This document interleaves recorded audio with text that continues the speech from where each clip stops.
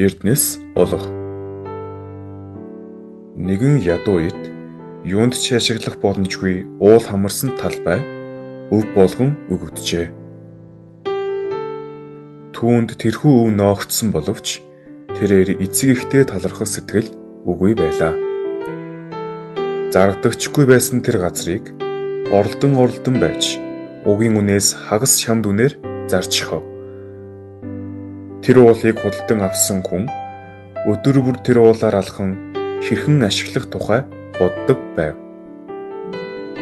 Нэгэн өдөр тэр уулын доод хэсэгт барилгын хэрэгслээр илдтэй чулуу их байсныг олж мэдээд эцэс тэрхүү уул нь хэдэн 10,000 дахин илүү үн цэнтэй болсон гин.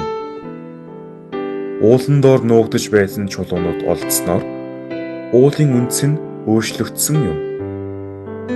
Мөн ойрхт орондын цөтөрхөг нутаг бол эртнээс бурхан ч ойшоогоогүй оригдсон нутаг хэмээдэг байлаа.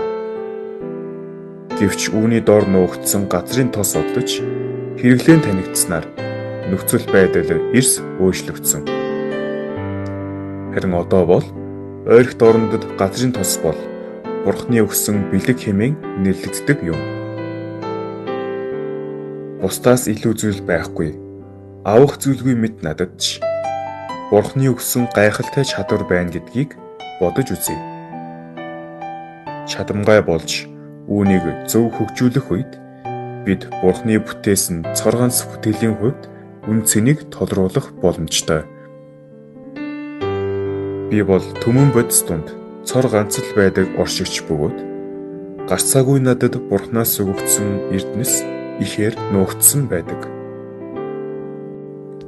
Үүнийг олж хэрэглэж чадвал бид хувь хувьдаа бидний үеийн Петр эсвэл Паул нар болох боломжтой. Эзнээс өгөгдсөн чадварыг хайж олон үүнийг эзний алдрын төлөө хэрэглэ.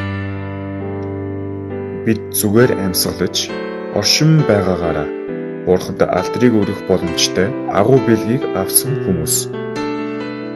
Нуугдсан үлэмжийн их эрдэнэс бидэнд бий. Тунган бодолд эрдэнэс олох байлаа.